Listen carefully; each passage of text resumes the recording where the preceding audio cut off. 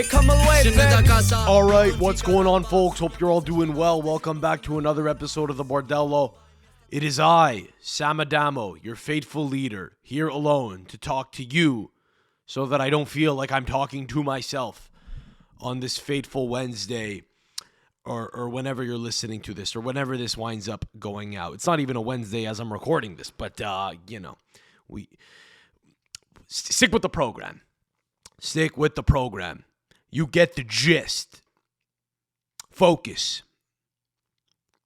People are losing their lives in Gaza. Focus on what matters. People are dying in other parts of the world, like Gaza. And university students are here to remind you about that. Just in case you forgot. In case you haven't been seeing enough of it on the news. Now that their semesters have concluded and they have finished their exams, they are now proceeding to engage in high-level activism. Throughout the school year, while classes were ongoing, they decided not to do this, but as soon as classes were done, then action needed to be taken immediately, as it was a matter of great importance. And university students across the globe,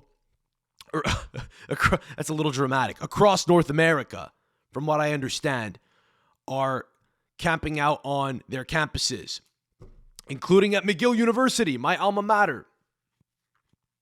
And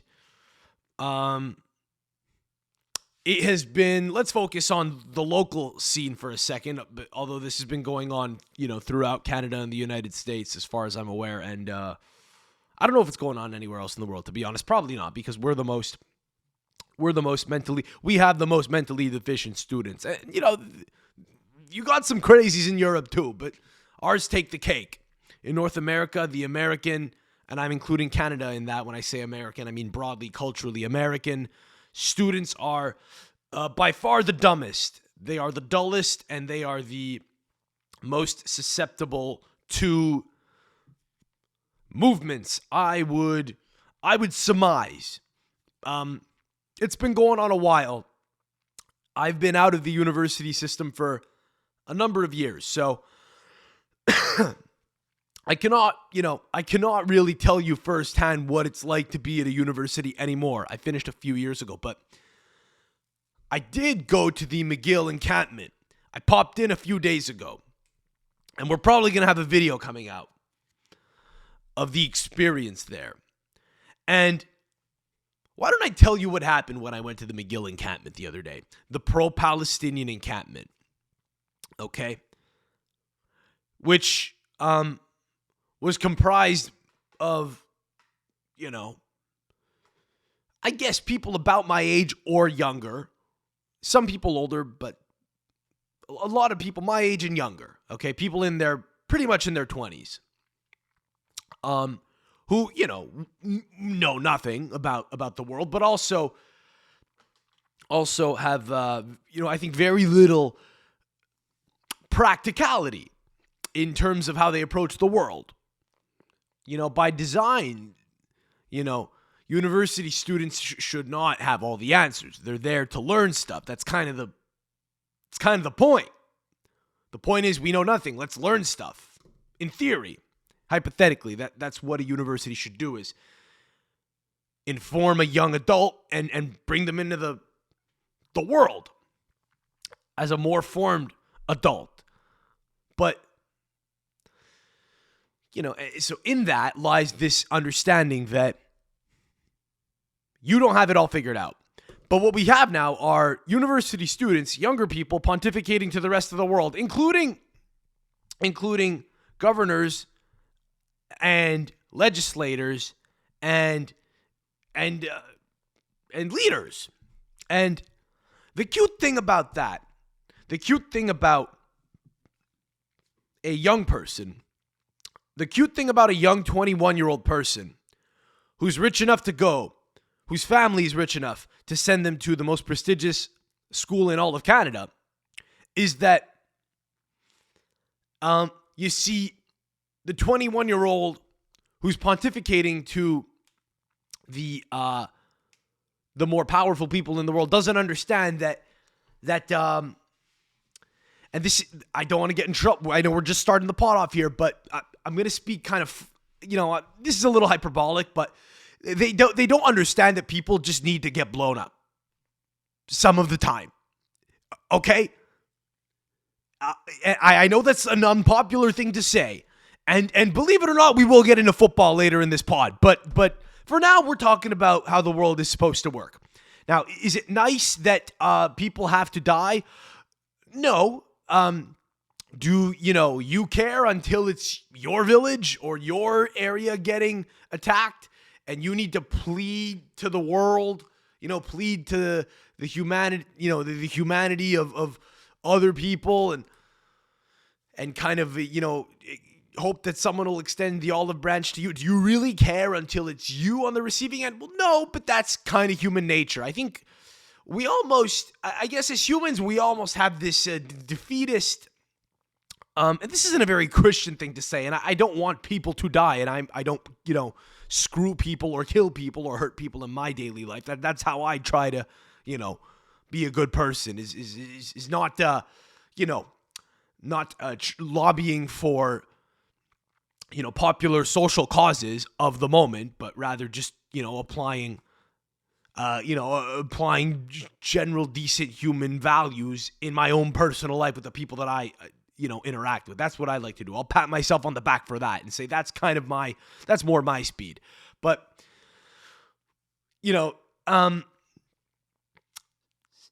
some people don't do that. They like to feel involved in stuff. They like to feel involved with, other people who they perceive to be the good guys, and they like to feel like they are the good guys. But, ironically, what they're often doing is they're just kind of siding with a,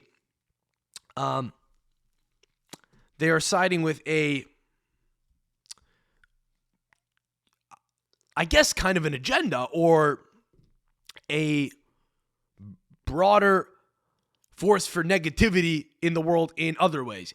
So yes, while it is a nice thing in principle to say it would be great if we could have peace. It's a very simple statement right there. It'd be great if we could have peace. But it is juvenile to suggest that, because that's not how the world works in practice.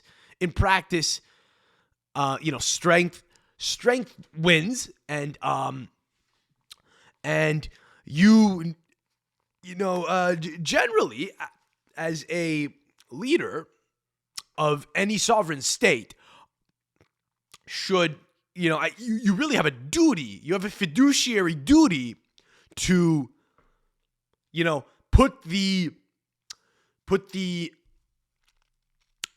interests of your group first, of your people, your constituents first. That's kind of the point. So, you don't go after a country for being too good at war. Does that make sense? Does that make sense? I know it's an idealistic idea to say, hey, stop.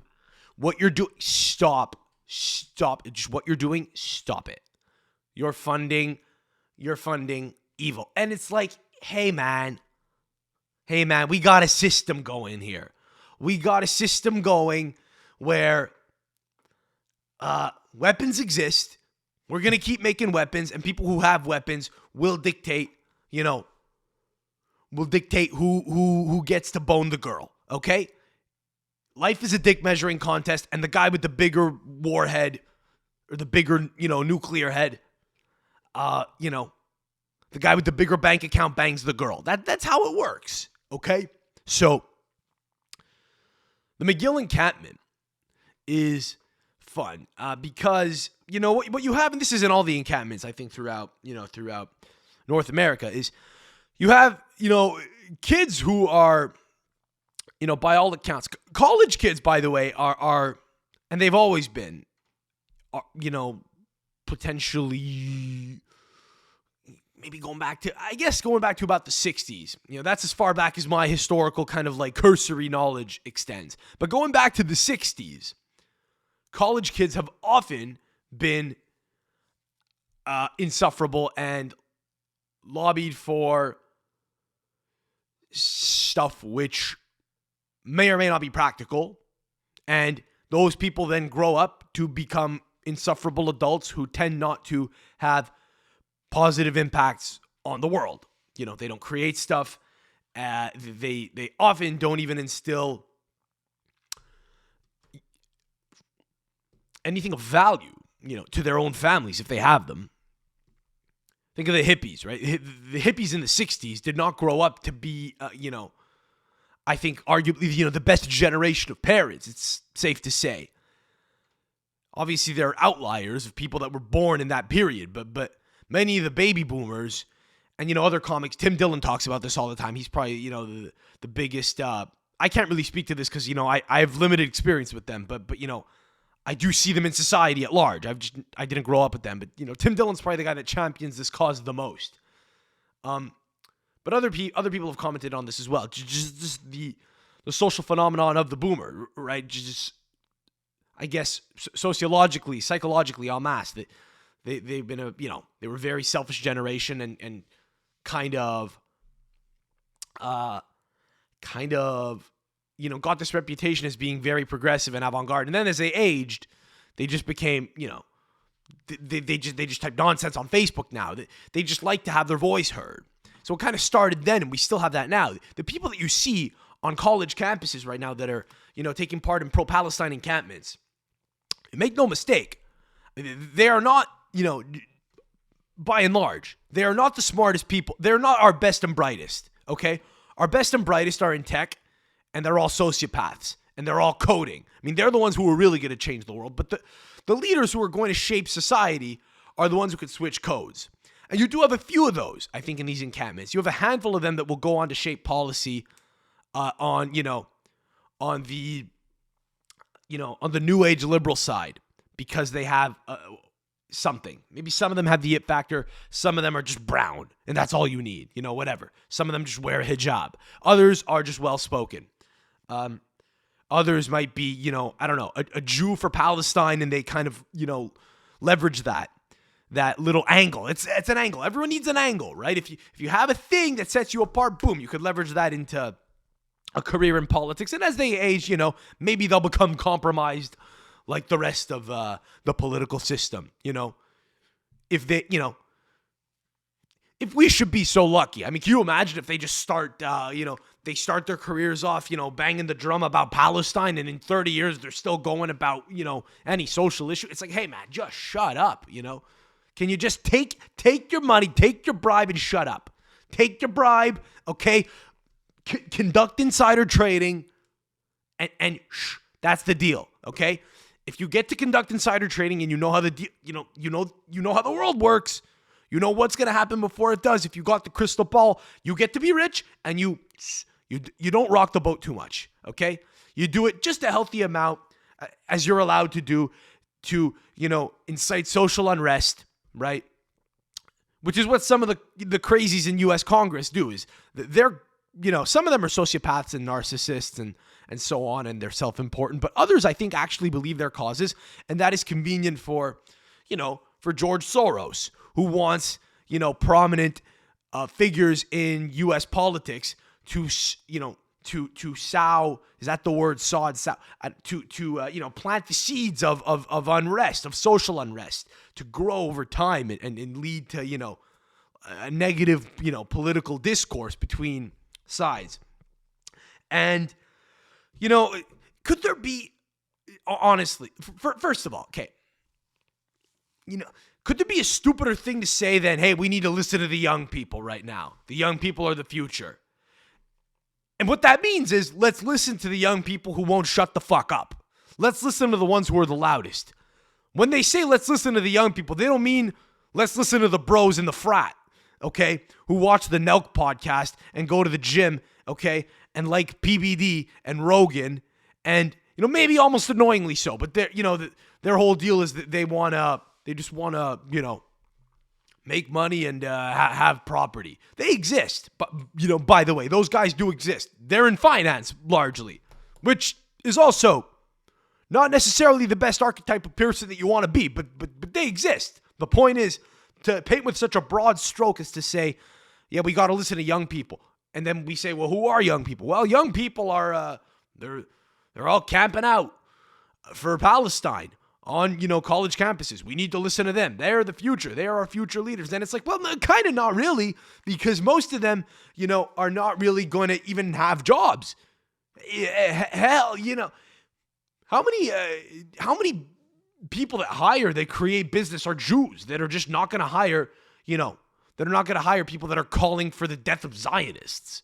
I mean, I'm sure a lot of them, just a number of these people on those merits alone are not going to get anywhere in life. But also many of them are just not even studying anything real or practical, And, I think more young people are pushed into college than the trades. But we do have dudes in the trades that are just, that are they're out there. They're out there. Some of you may be listening to this. Some of you this may be the content that some of you guys, can consume. In which case, what's up, bros? Thanks for coming out. I don't assume that most of the people that listen to this, with all due respect, are studying to pass the bar. I understand that. Well, we need people like you guys to just mind your own business and go, shit's complex. The world is complex. It's not really binary. Maybe I shouldn't get out in the streets and just say, 100% this, 100% this, 100% this side. Yes, right, evil, right, wrong, evil, good. Some of you guys understand that maybe that's not the most healthy way to go about the path on earth as a human. It's a weird way of saying life. I don't know why I just worded it that way. You get what I'm saying. You get what I'm saying. But yeah, could there be a less ballsy thing? Could there be a less brave thing to do in 2024 than to come out and say publicly that you're pro-Palestine or that you're part of a pro-Palestine encampment? Could there be a more gutless thing to do? Like, you really gotta have, you've really gotta have no read on the culture to think that it's somehow bold to cosplay and wear a keffiyeh on a university campus where you're gonna have, very little people challenge you and get patted on the back by mainstream news and by your peers, more importantly. Could there be a less bold thing to do than that? A really ballsy thing now. And I think the way you gauge this is what gets people more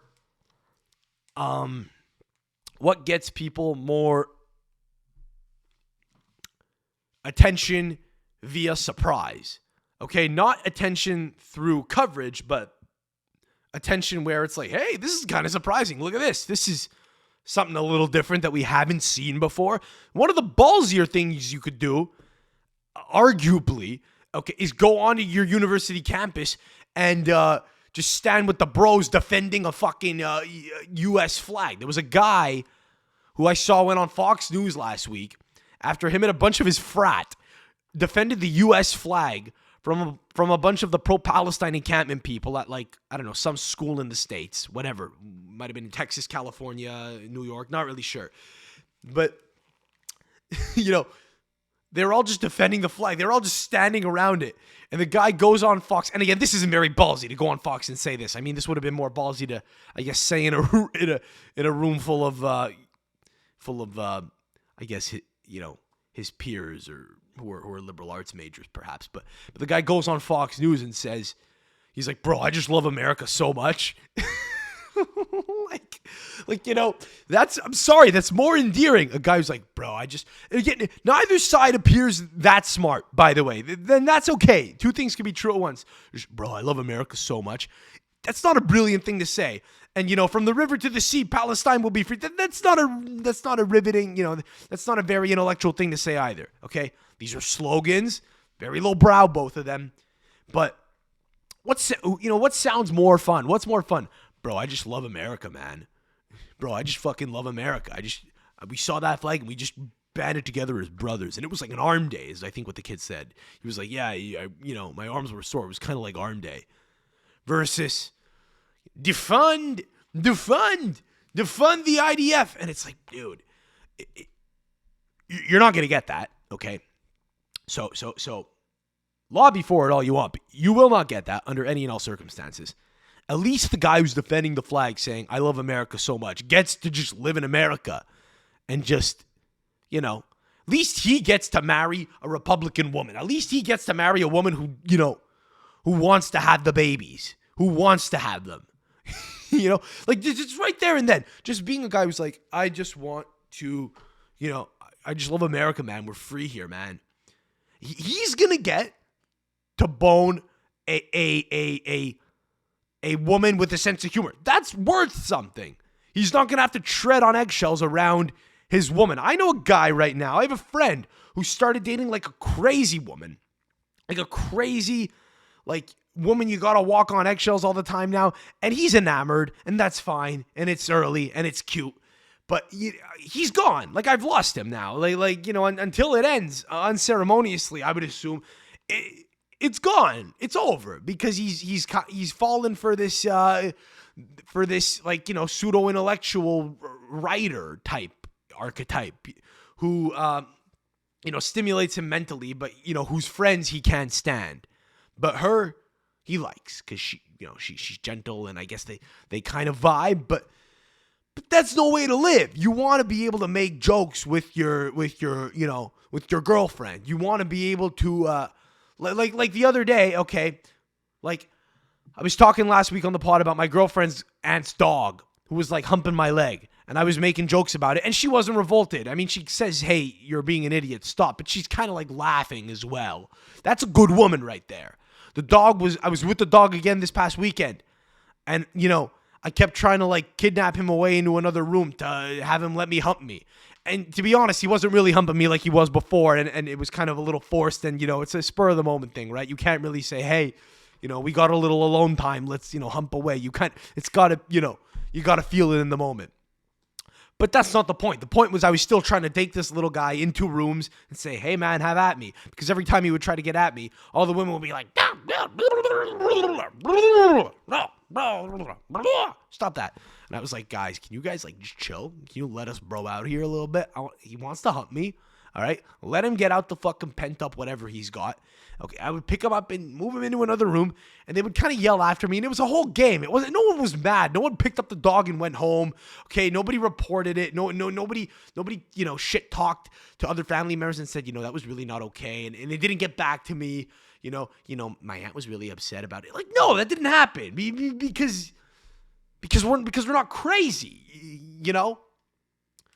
And that's most people, by the way. I do think most people are sensible enough to have senses of humor and understand that kind of deep down it's not nice. It's not nice. You don't want to see. Ideally, zero children would die, ever in any part of the world for any reason prematurely. It's not a good it's not a good concept. But let's be adults here and understand that a sovereign state, was attacked and said, okay, no more. Not the first time that we've had, a threat, and we're ending it now. It will not end until they decide it's done. That is all. Okay, they're a country. Israel are a country with Western values, and they are an ally of the West, and the West will back them.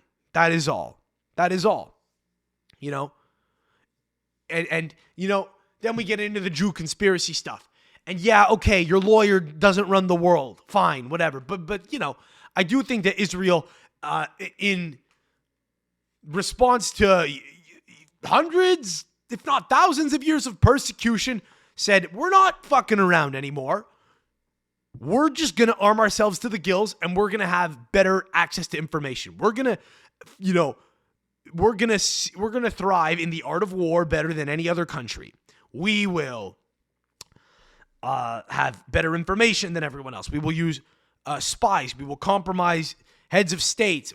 We will do whatever we need to do to enhance our own self-interest, because Lord knows if we don't, we're fucked, because no one else is going to have it out for us. That's how the world works. You need to create incentives, financial incentives, personal incentives, incentives for personal safety, okay? You know, the incentive to avoid, you know, possible embarrassment and your family being ripped apart. So, yeah, Israel doesn't fuck around. They geopolitically, they've done a great job of positioning themselves as a prominent world power despite being a small state because they banded together and decided they weren't fucking around anymore. You know, and you know the idea that they're just going to go back to Europe is crazy. It's insane. They're going to go back to you know, a place where they were just nomadic for a long ass time. Like, no, that isn't going to happen. Okay, so just the idea that a 21-year-old is going to lecture to you and say the land was stolen, and it's like no. That's not how it works. Borders get drawn, and we respect them, and that's it. That's just geopolitics. If you want to take it back, fight. That's what Hamas is doing. All right, you know, good luck. It's not really working out very well, is it? You know, how many people have died because fucking, you know, Hamas has not just said, hey, let's try to establish a more,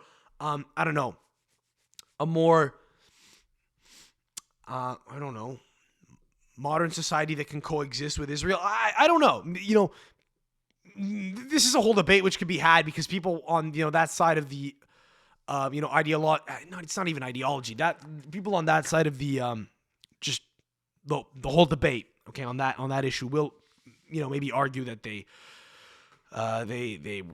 tried, they being, you know, Palestinians. I don't really know.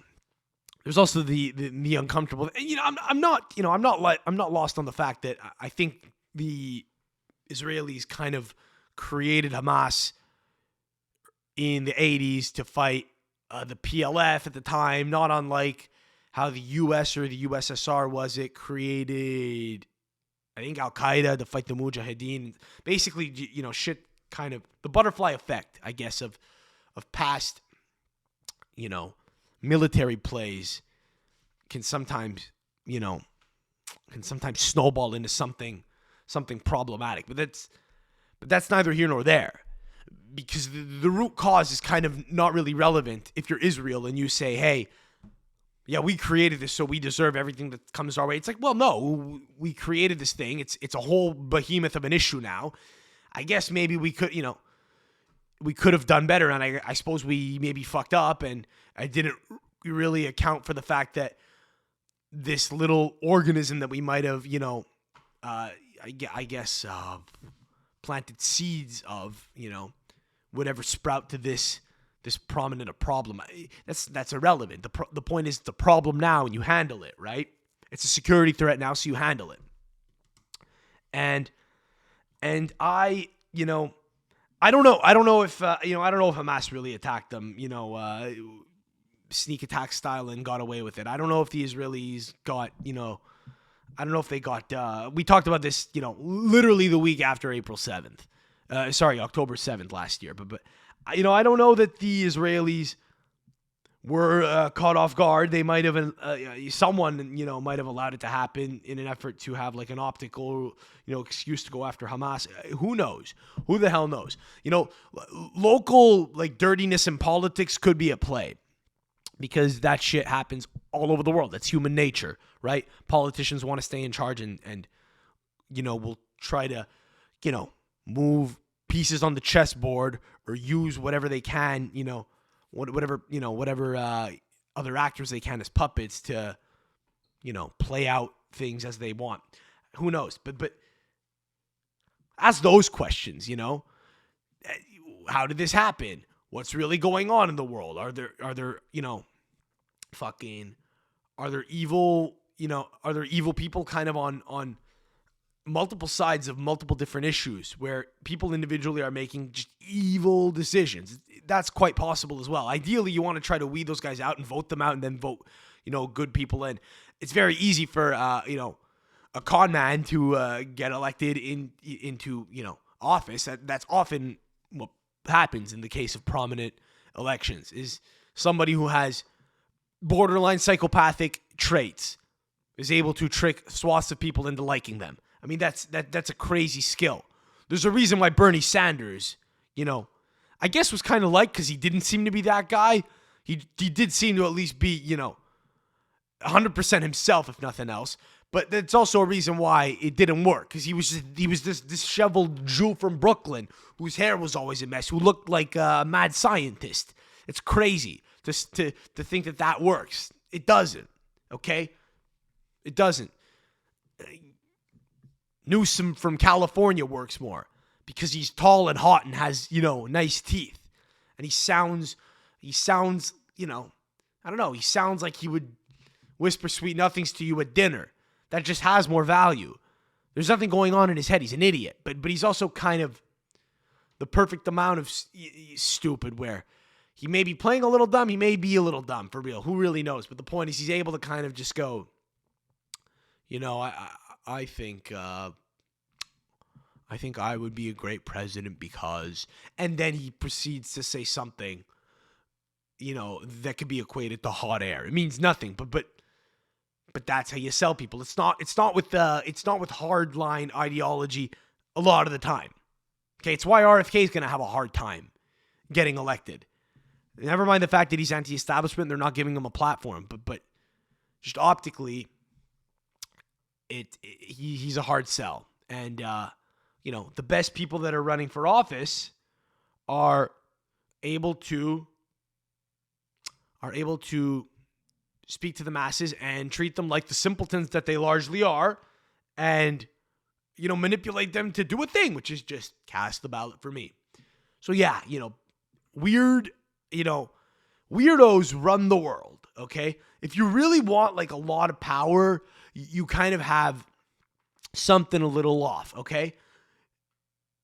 Just you're probably, I'm sure there are people in plumbing that have the same instincts, okay? These people exist in all areas of society, but by and large, your buddy who's a plumber is more of an open book, okay? He's a plumber, he works, he gets his dick sucked, and he likes Formula One. And he likes to eat, and then he, I don't know, whatever. He golfs and just provides him peace, and he likes to see the world, maybe. Or maybe he doesn't. He might just like to go down and, get his dick sucked more, but in Punta Cana. It's not really the point. But that guy's a little more simple, That guy responds to, different stimuli than the guy who wants to control men and armies. That's a dangerous motherfucker. It's a really dangerous guy. And understand that, okay, when you're going onto your campus and saying, that's what it sounds like to me. It's like the fucking Peanuts, when adults speak. Is divest, financial complicit,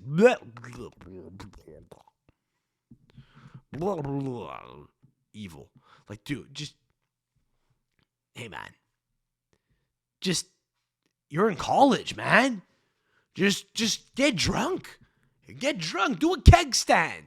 Eat someone's ass for the first time. Have a good time. Stop thinking about geopolitics. You will not need it in the real world. Figure out your own identity. Figure out what's going on up here.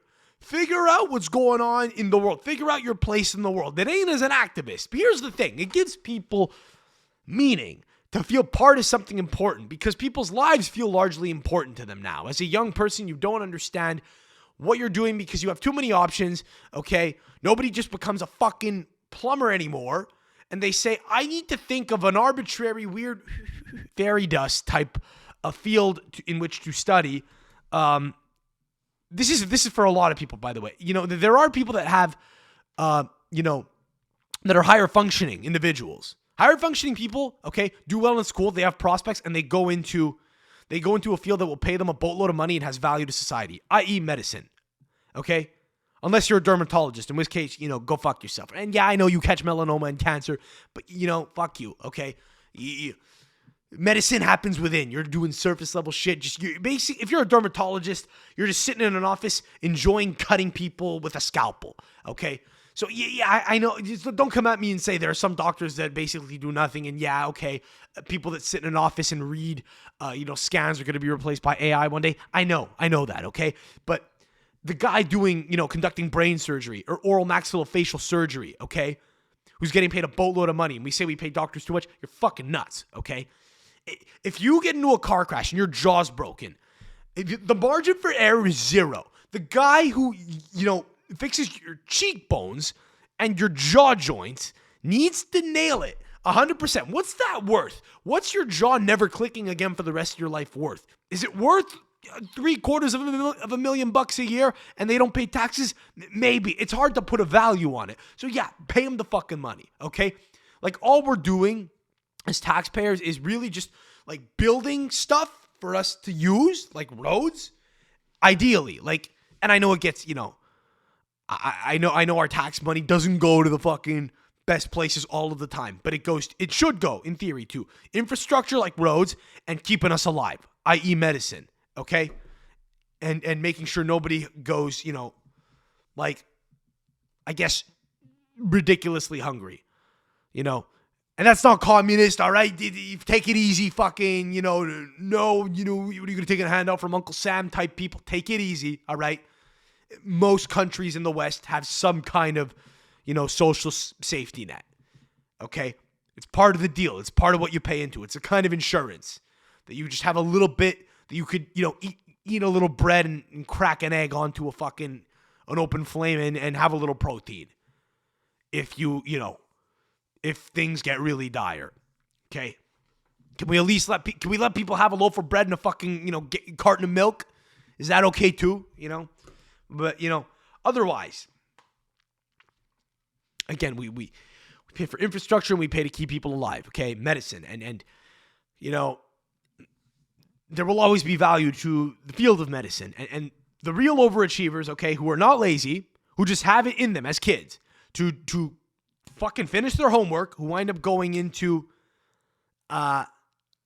fields like this. And again, I know there's a lot of boring people that go into medicine, okay, who are not that interesting. And I know there's a lot of fun people.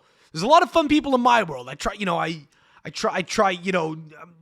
doing stand up, and I try to talk to the people I wind up doing it with, and I don't always necessarily think it's going to be a great interaction because a lot of the people are fucking nuts and going nowhere. But there are a lot of, quite smart people that are doing other things in other creative fields, and we need that as well. And they change the world also, and they entertain people. We do need those people as well, but there can only be so much. And too many people now are going into stupid fields, like trying to entertain people. And I might be one of those people, by the way. I don't know. Maybe I'm one of the dumb ones. Maybe I'm not one of the smart people who can impart my thoughts onto the masses and make them laugh in the process or make them think, or who gives a shit? It's not even my goal to make people think, but sometimes it just happens, right?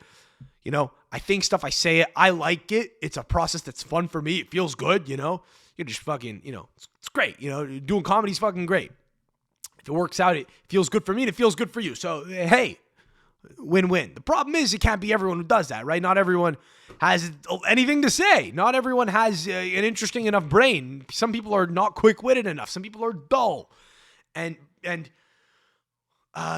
going into creative fields when they maybe shouldn't be. Fine. But by the same token, I think you have a lot of people that are going into other dumb fields that really nobody should be going into. Or basically nobody. Like a lot of really stupid, useless university programs that have no value in the marketplace. None whatsoever. Which is what a lot of the people, unfortunately, that are, doing this pro-Palestine encampment shit are studying much of the time. And I would argue probably more than half the time. I don't have numbers on it.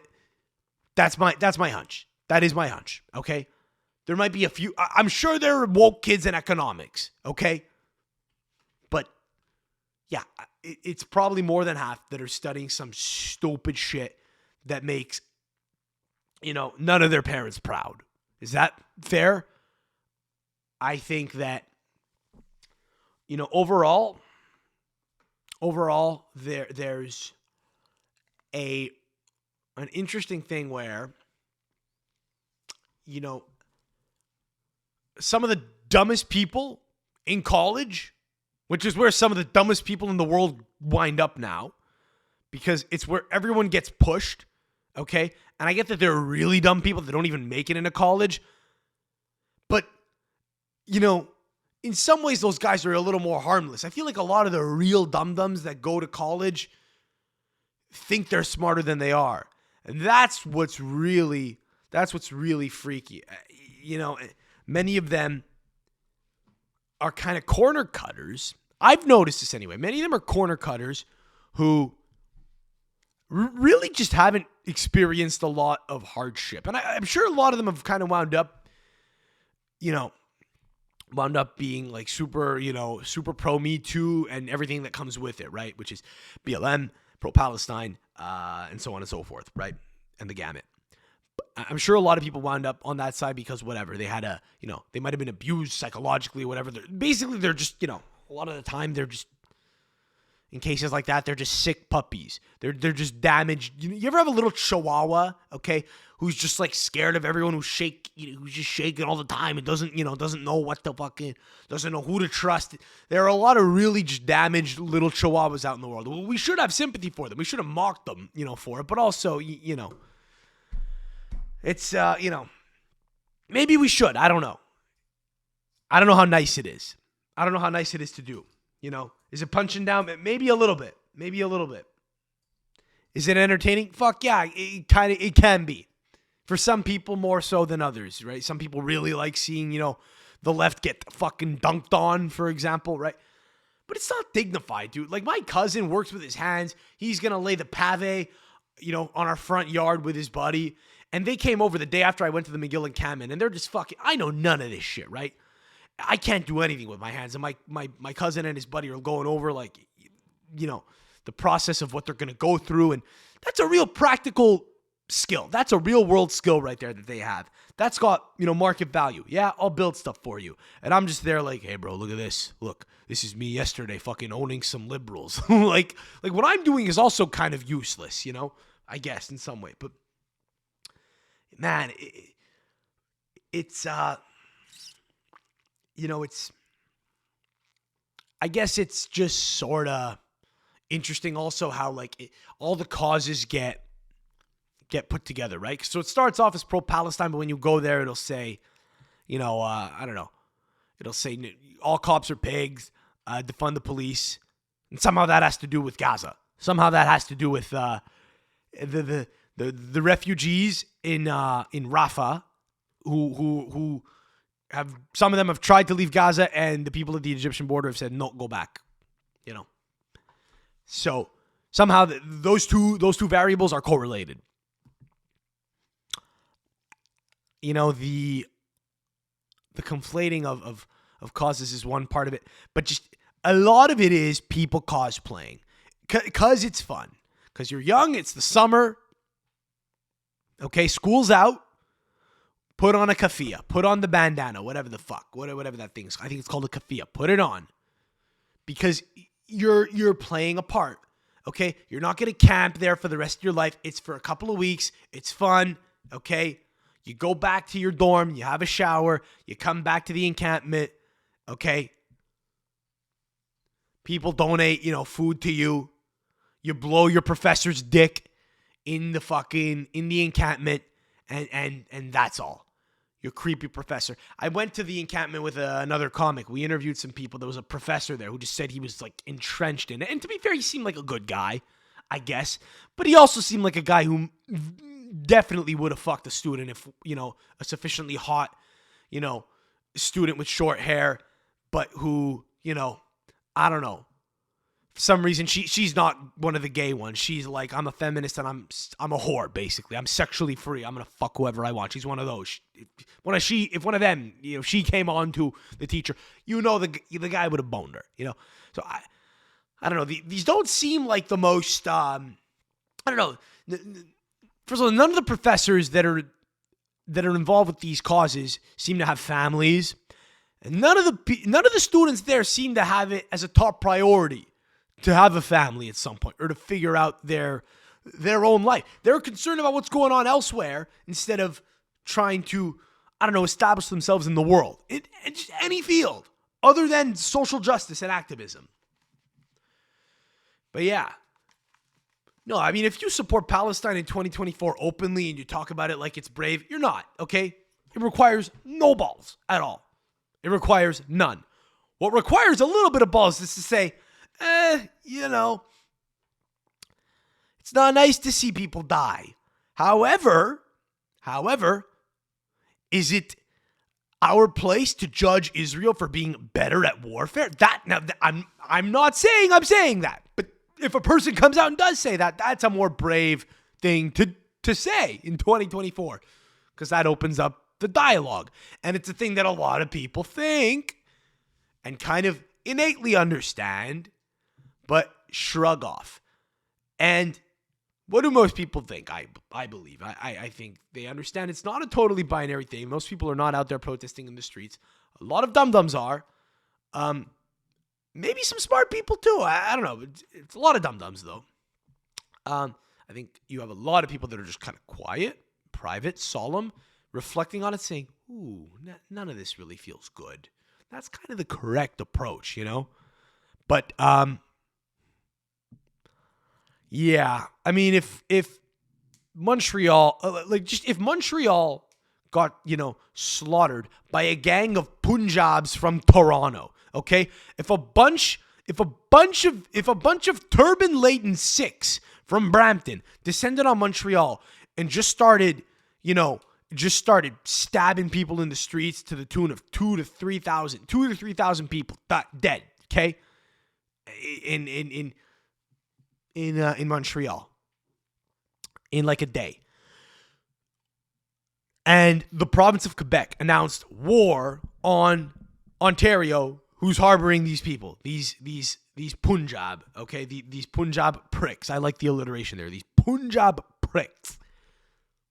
You as a Montrealer would say, yeah, we got, listen, let's try not to kill too many of them. Let's do what we can. Let's go into Brampton and say, hey, get out. We're coming for you. We're going to gas your place. If you're still here, you're going down with the ship. And you do it. And you're going to just say, yeah, man, we got to get rid of all these guys. We can't have more. We can't have more of, our neighbors die. It's just how the world works. We don't say, hey, let's stop killing them so that they can eventually come back and kill us. It's kind of like kill or be killed. That's how the world works. Unfortunately, do all the people that are dying in Palestine need to die? I would argue not. Are they dying for a reason? Maybe most of the time. Maybe most of the time it's circumstantial. I'm sure there are a lot of people that are just totally innocent, that are just in the wrong place at the wrong time. I'm sure a lot of the time it's also that, I think, maybe, I don't know. I don't know. They say there's a ton of kids there. Maybe kids don't have the wherewithal to move about as effectively and make, decisions as adults would. Maybe some of the kids dying just have fucking crazy parents who are like, no, we're staying right the fuck here. If we die as martyrs, that's a good thing. That's a crazy thing.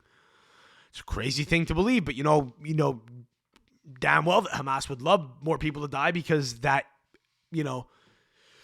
gives them public favor in the West, because the West has a sense of self-importance and, empathy, and we're better. We can't, we must be better.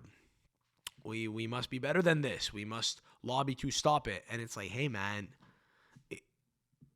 it's not a matter of your, public security, So I don't know. The Geneva Convention's being violated. All right, I guess they're doing it well. You know what I'm saying? Chael Sonnen juiced. Chael Sonnen did steroids, and he almost won a UFC title with it, in his system. That's how it works. Everyone cheats. Everyone cheats the fucking system. Everyone cheats the Geneva Convention if you can, I assume. Oh, we don't want to kill too many people. Let's just use this inferior technology that's going to have a lesser effect and kill fewer of our enemies. Like, no, that's not how it works, It's cute that it exists, but I don't know what else you guys want to talk about. You want to talk about the fucking Drake beef, that's what's up, guys. That's what's going on. Gonna post some shit probably from the McGill encampment. The whole thing was interesting because we basically just wanted to conduct interviews with people there to just really get into the mind of people that are, involved in one of the, social movements of the moment. And what happened was, I think we kind of rubbed their chief of media the wrong way. To be fair, we thought we were going to get a ton of people coming up to us because within 2 minutes, some bitch came up to us and was like, hey, I'd love to answer questions. So we started asking her questions. And, I'll spoil it. Sure, who cares? At one point, she's talking about capitalism. And, what we're trying to do is we're trying to get McGill to, like, divest in companies that make weapons. Because, like, their whole worldview is, like, rooted in capitalism. And then she just had, like, she just short-circuited and was like, I'm sorry, like, I don't really... She, like, lost her thought. She lost her train of thought and was like, you know what? Like, I'm so sorry. It's been really hard in this encampment. I'm going to, I think I need to end this interview. So, doesn't know what the hell she's saying, obviously. Just shut down, short circuits mid-sentence. So when she alludes to capitalism, we ask, hey, out of curiosity, just for fun, what's your dad do for a living? And shit like that, right? And I think she didn't like that, and she told everyone else. We found out she was like, their head of media. She told everyone inside. We weren't allowed in the encampment. We were not welcome, with my sunglasses and my microphone and my tone, my gelled hair and my matter of fact tone and my I guess the lack of empathy I had for her in my voice. She couldn't see through it. That was one thing I will say. I wasn't dishonest. I didn't try to, like, become their friend or even really pretend to hear what they wanted to say. It was more just like, hey, yeah, what's going on? All right, so you're obviously fucking nuts. So let's show how nuts you are, which is, maybe not a very nice approach as an interviewer, but also I'm not a journalist, right? That kind of wasn't the point of the whole thing. The point was to just interview a bunch of people and get, like, a compilation together. Well, after that, she kind of told everyone, hey, yeah, these guys are problems. Don't talk to them. And people stopped looking at us. Well, they were actually looking at us a lot like they're a problem, but they also stopped talking to us. It didn't help that we had lanyards around our neck that I got from Just for Laughs, which said support independent media, because we thought that would give us more credence if it said we were independent media. That was really stupid. And at one point, some guy who claimed to be their head of security kind of approached us and told us to get out, but he definitely wouldn't have beat us in a fight. And he had, like, an earring in, and he was Latino and old. It was very weird to see him there. Like, I don't know. And he was maybe probably gay. Just not exactly who you think of when you think of a guy who's gonna, come to the defense of anyone, really. But at one point, I tried like accosting people in an Italian accent, and that was a little more endearing, because if they would say no, I would just say, okay, thank you so much. Oh, you're amazing. Like, and I just turned into Federico Bernardeschi, where I would go, yes, guys, okay, Palestine, okay, thank you. You're beautiful people. And they kind of like that. Like, they responded to it more. So maybe that's interesting. It's the first time I ever really, try anything like that, me or the other kid I was doing it with. But I don't know. I might, might try to do that shit again. I don't know. But yeah, man, we'll see. We'll fucking see, dude. I don't know. I know I said we were going to talk about football, but I don't know. That might be the pod right there. I don't know. Cosenza stayed up in Serie B. That's great. Went from 2 weeks ago, everyone wanting the director to die, to, hey, this was a great season. Had we had a little bit of better luck, we might have wound up in the playoff to Serie A, which is the last thing that team needs, is just going up to Serie A and just having, I don't know, just being financially stretched and going bankrupt. I have this nightmare that if they ever actually make it up to Serie A, it's all going to go horribly wrong, But if they did, I'd watch every goddamn game, dude. 6:30 in the morning, I would wake up on Sundays. And, that's the thing. It's a real privilege to play in the top flight of Italian football. And that's where Salernitana got it wrong. Is that they forgot, their fans forgot that it was cool to play in Serie A. They've been there a couple years. There were 2 fans, I think, 2 weeks ago that traveled to Frosinone, which is not far for them. They remembered for a second that they're just glorified Naples is what they are. Or they're kind of, they're the opposite. They're shit Naples, I guess, right? Salernitana is just, if you're a Salernitana fan, you're pulling for the wrong team. You should be supporting Napoli. That's kind of like That's the real team you should be supporting. If you're fucking supporting your local team, that kind of makes you a bit of a nerd, But even then, if you're gonna support them at all and claim to care about the team, do it fully, Do it fully. But yeah, I don't know, man. You know what's funny? My coaches from 3 years ago are the coaches of Saint Laurent, a third division side, a semi-pro team here in Quebec, in League One Quebec, who are taking on Toronto FC this week. It might have already happened at the time that you're listening to this. Probably will, because this is coming out Wednesday or late Wednesday, and I think the game is Wednesday night. So the game will have taken place by the time this is out. But, dude, the coach of Saint Laurent, Nick Rizaghi, was my coach like 3 years ago. And I could proudly say I think I was the worst player to ever play under Nick Rizaghi. He's now going up against John Herdman this week, the former coach of the Canadian men's national team, and he was coaching me 2 years ago. The worst player he's ever coached. Probably. There's a good chance it was me. I had to have been one of the worst he's ever coached. And it's great to see him, bouncing back from that. Because at one point, I'm sure he went into training one day and was like, fuck, I got to coach Sam Adamo today. Like, where's my career going? But it's working out for him. And many of the coaching staff are guys I knew from having played with a couple years ago. And it's looking up for them from the days that they were playing with Sam Adamo a couple years ago, which were bleak, but it's going well for them. So that's really cool. And just for perspective on like what a big deal this is, Saint Laurent beat Halifax last week, which is a Canadian Premier League fully pro side. And, the third division semi-pro teams in Canada, I mean, they get no money, dude. They get no money. I think there's a team in Toronto called Scrosopi Football Club or something like that. I saw their name recently, actually. Had never heard of them before. Said, what the fuck is that team of wops? It sounds like La Faccia de Mamma FC or fucking Cazzo FC in, Toro Campo in Laval. What is that? Scrosopi, a football club. It's a semi-pro club with like a kind of a half-professional license in Canada. That's crazy. Who are they? I looked them up. It's a team in Ontario that was founded outside Toronto recently, like in the past couple of years, named after some guy. I think his name was Luigi Scrosopi, who's the patron saint of soccer players. He's the patron saint of people with HIV/AIDS and footballers. So, as American sport fans would say, he's the gayest, patron saint ever. He's the patron saint of gay athletes and gay people with gay STIs is what some people might say. So again, there are teams like that at the same level as Saint Laurent. They're playing Toronto FC this week. And, first team players are in the team. There are rumors that Bernardeschi might fucking come over and play, which would be that would be the lowest he's stooped since coming to Toronto. And it'll be on a day like that he really probably laments not going back to Lazio, you're going back to Italy to play for Lazio in the winter like you wanted to, but it's still cool for us locally here. And I don't know, just kind of shout out to them, bro. Just shout out to them for fucking killing it, man. This episode was brought to you, by the way, by the good people at Insieme Montreal. Let's just end on this. Next week, what's next week, folks? Is it Gay Day?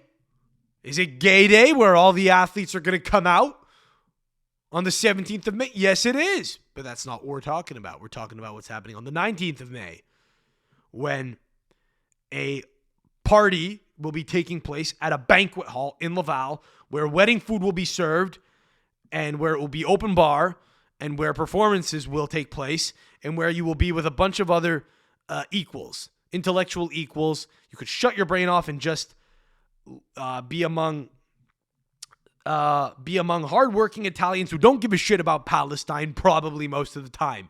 They probably don't have an opinion on the issue because they're busy building the back deck, and that's what they're concerned about. The back deck and what designer purse to buy next year. And whether to go to Croatia or Italy this year, they're not really sure. People like that.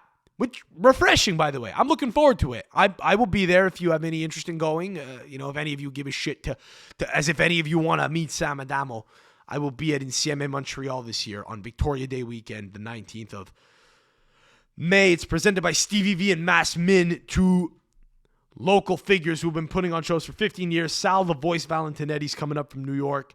You can get tickets for $150, which is a great price. It's not bad. That's not a bad price for dinner, open bar, and a show. And a party on what will be basically a Saturday night because it's Victoria Day weekend. You can get tickets at Insieme Montreal's Linktree. I think it's like the first link on their Linktree. I don't know if they have a website. Just go to linktree.com, linktree.com/Insieme Montreal, INSIEME. But bro, if you needed me to spell that for you, bro, what's wrong? You know how to spell Insieme, bro. Bro, you fucking grab your balls, bro. Fucking spell it out. Sound it out, bro. So I will be there. I don't know. I might have soccer actually, but I might not. I might just not go to my first game of the season. My inaugural game as captain of my new team, where I bullied them into making me captain for their treatment of me in the Winter League season when they cut me like a dog because I have a propensity to record episodes like this where I give political takes. I said, I'll play, make me captain. You know who I am, bro? I'm the worst fucking player that ever played for Nick Razaghi. Fucking, now make me captain. And my first act as captain will be to go hang out with Sal the Voice and the fucking Bello Bros and other pod alumni who will be at the event as well. Come through to that. The episode was sponsored by them. Well, we made it, folks. We made it to the end of another episode. This was more of this was a rage-induced rant. I hope you enjoyed it. I hope you felt it was good for the body and soul. And if it was not, and it was not cathartic in any way, and this was not exactly what you expect, well, don't worry. The Euro's coming up soon. And you could shut your brain off and listen to Calcio Talk soon. There will come a point in the weeks to come where we have no choice but to only talk about that stuff. Till then, follow us on all platforms at I'm Sam Adamo. Subscribe if you're new. Toss a like on the video, please. If you're listening to this right now, there's a good chance that you have not rated the podcast. I will ask that you please, just on the website that you're listening to this on, so like Spotify or Apple, the only two that really matter, just leave a 5-star rating. It helps us. Throw it in your group chat. It helps us. Throw it in the old group chat. Send it to the boys, Send it to the boys. Say, hey, bro, look at this. There's some fucking guy throwing his life away. Just calling the pro-Palestinian students gay. It'll be cathartic. Listen to it. Tell your boys that. Do it, please. I say I'm throwing my life away, but I'm not. There will be Jews that hire me after this, for sure. I'm taking I'm playing the long game here. I'm backing a winner is what I'm doing. Don't want people to die, but I'm backing a winner. You know what I'm saying? You want to protest Palestine? All right, have fun backing a loser. They ain't winning, But I'll tell you what. One day when there's a fucking, one day when there's when they got an all-you-can-eat buffet in Gaza City on the water, and they all sound like, yes, I would like another bit of brisket. And that's very Ashkenaz, and the Jews in Israel are more Arabic. But let's go with that for the bit. Locks. You're gonna say, hey, you know what? This isn't nice. A lot of people had to leave the place that they were in for a long time, but at least I won't have the qualms of knowing that I didn't back a winner. I'll say, yep, I knew this would happen. That's how I foresaw it. And if you don't see the writing on the wall, have fun sucking your professor's dick, having not showered for the past 3 days on the grass at your campus to kick off your summer. Enjoy. Thank you. Goodbye.